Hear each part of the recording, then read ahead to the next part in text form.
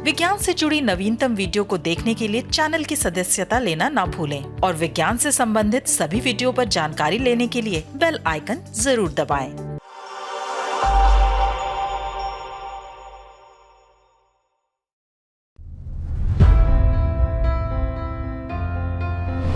वैज्ञानिक एवं औद्योगिक अनुसंधान परिषद यानी CSIR के वैज्ञानिकों ने एक फ्यूल सेल कार तैयार की है। CSIR की पुणे स्थित प्रयोगशाला नेशनल केमिकल लेबोरेटरी यानी NCL ने KPIT के साथ मिलकर ये कार तैयार की है। NPL पुणे के अनुसार ये कार कम तापमान वाले PEM यानी प्रोटॉन एक्सचेंज मेम्ब्रेन ईंधन से चलती है। ये ईंधन सेल 65 से 70 डिग्री सेंटीग्रेड तापमान में परिचालित होता है, इसलिए ये वाहनों में इस्तेमाल के लिए उपयुक्त है। ये ईंधन भी NPL पुणे में ही विकसित किया गया है। इस प्रकार कार और फ्यूल सेल दोनों तकनीकें पूरी तरह से देश में ही विकसित हुई हैं। CSIR ने 2016 में new millennium Indian technology leadership initiative के तहत कई स्वच्छ ईंधन तकनीकों पर काम शुरू किया था।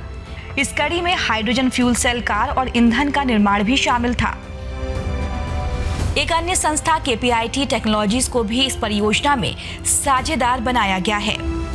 KPIT और CSIR के जो दो लेबोरेटरीज हैं, सिक्री और NCL, और निमिटली प्रोग्राम जो हमारा 5 साल से चल रहा था, 4.5-5 साल से, उसका हमने जो टेस्टिंग किया वो हमने एक कमर्शियल व्हीकल, जैसे ऑर्डिनरी 5 सीटर सिडान होती है, जो इलेक्ट्रिक व्हीकल होती है, उसमें हमने जो इलेक्ट्रिक पावर ट्रेन होती है कार की, उसको हमने ना कि बैटरी चार्ज करके बल्कि हाइड्रोजन फ्यूल सेल उसके पीछे लगा के उससे चार्जिंग करके हमने वो गाड़ी चलाई।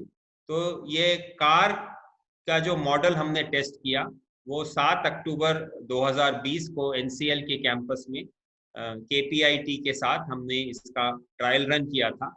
और इस ट्रायल रन में सबसे महत्वपूर्ण चीज़ ये है कि हम जो हाइड्रोजन फ्यूल सेल है उससे तो हम करंट बना रहे हैं, पर करंट को पावर ट्रेन के साथ कार में जोड़ा जाता है, जिससे कि दोनों साथ मिलके मोबिलिटी प्लेटफॉर्म में उसका हम इस्तेमाल कर सकें, जो हाइड्रोजन फ्यूल सेल टेक्नोलॉजी है।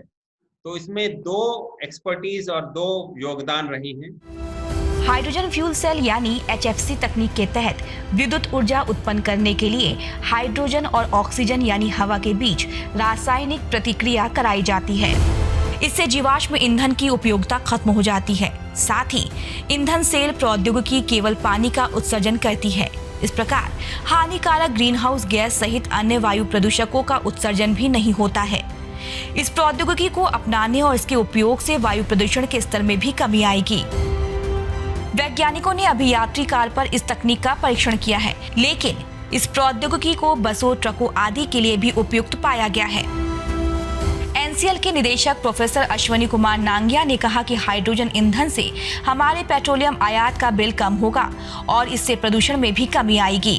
इस प्रकार लोगों के स्वास्थ्य की सुरक्षा भी इस भावी ईंधन से सुनिश्चित होगी। सबसे ज्यादा फायदा ये है कि अगर हम पेट्रोल की गाड़ी लें या CNG लें या डीजल व्हीकल लें, तो उनमें काफी हानिकारक एमिशंस होती हैं, जैसे carbon monoxide, carbon dioxide, sulphur oxides मिलती हैं, सॉक्स मिलती हैं, नाइट्रोजन ऑक्साइड्स बनती हैं, नॉक्स बनती हैं।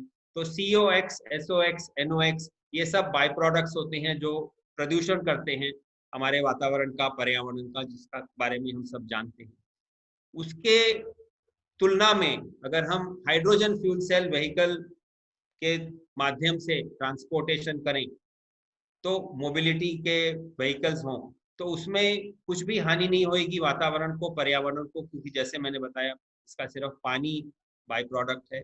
दूसरा चीज़ है कि जो हाइड्रोजन है वो हमारे एटमॉस्फेयर में रहती है और उसको टैंक में बड़ी आसानी से भरा जा सकता है। और तीसरी चीज़ है कि हाइड्रोजन रिन्यूएबल फ्यूल भी मानी जाती है, क्योंकि हाइड्रोजन काफ़ी तरीके से बनाई जा सकती है।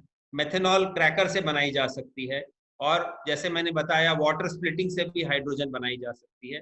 तो हाइड्रोजन जो फॉसिल फ्यूल होते हैं, जो हम पेट्रोल या डीजल ईंधन हैं जो हम आजकल इस्तेमाल कर रहे हैं, उनकी तुलना में हाइड्रोजन एक नया प्लेटफॉर्म हमें दे रही है और हाइड्रोजन फ्यूल सेल व्हीकल के माध्यम से हम ये शिफ्ट कर सकते हैं कि फॉसिल फ्यूल से हम रिन्यूएबल प्लेटफॉर्म पे अपना जो रोज का पर्यावरण, जो हम रोज का मोबिलिटी है, जो हमारा एनर्जी और पावर कंजम्पशन है, वो हम पूरा रिन्यूएबल टेक्नोलॉजी, रिन्यूएबल प्लेटफॉर्म पे ला सकते हैं, जिससे कि हमारा प्रदूषण, हमारा पर्यावरण बहुत साफ रहेगा, प्रदूषण कम होएगा।